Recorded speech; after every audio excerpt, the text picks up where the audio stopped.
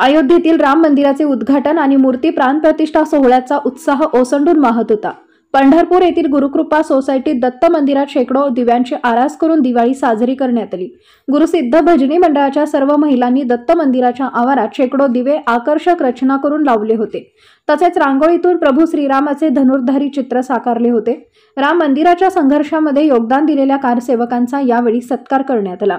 कारसेवकांनी देखील आपल्या संघर्षाला यश आल्याबद्दल आनंद व्यक्त करून कारसेवेचे अनुभव उपस्थित यांना ऐकवले। त्यानंतर सामूहिक आरती करून अयोध्या राम जन्मभूमी मंदिर प्रतिष्ठापनेचा उत्सव साजरा केला। नमस्कार, सौदर्शना कुलकर्णी पंढरपूरमधल्या गुरुकृपा हाऊसिंग सोसायटीमधून बोलते आहे। आज संपूर्ण आपल्या देशभरामध्ये दिवाळी साजरी होते आहे त्याचाच एक भाग म्हणून आम्ही आज गुरुकृपा हाऊसिंग सोसायटीमध्ये दत्त मंदिरांमध्ये आमच्या गुरुसिद्ध भजनी मंडळाच्या सर्व महिलांच्या पुढाकाराने हे आज साजरा करतो आहोत। दिवाळी 3 दिवस झाले आम्ही रामरक्षा आणि भीमरूपीचे पाठ करत होतो।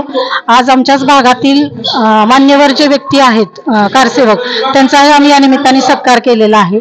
आमच्या या भागामध्ये नेहमीच सामाजिक उपक्रम सुरू असतात, त्याप्रमाणे आम्ही हे सगळं केलेलं आहे। माननीय प्रधानमंत्री मोदीजी यांच्या आवाहनाला प्रतिसाद देत विश्व हिंदू परिषदेच्या मार्गदर्शनाखाली आम्ही ही सगळी रचना लावून त्या पद्धतीने आम्ही कार्यक्रम घेतलेला आहे।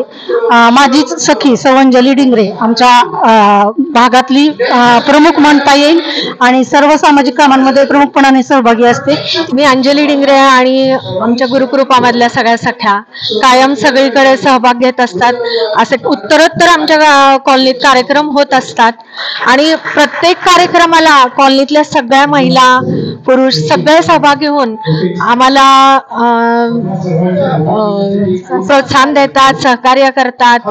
त्यामुळं कायम असे कार्यक्रम आम्ही करत राहू। आज राम मंदिराचा जो उद्घाटन सोहळा झाला, मोदीजींनी जो सोहळा आम्हाला मोदीजींमुळे हा जो सोहळा प्राप्त झालाय त्याबद्दल धन्यवाद।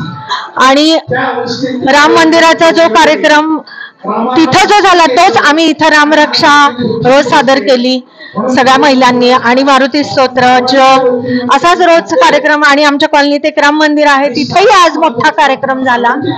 असेच नेहमी कार्यक्रम होतच राहतील। जय श्रीराम।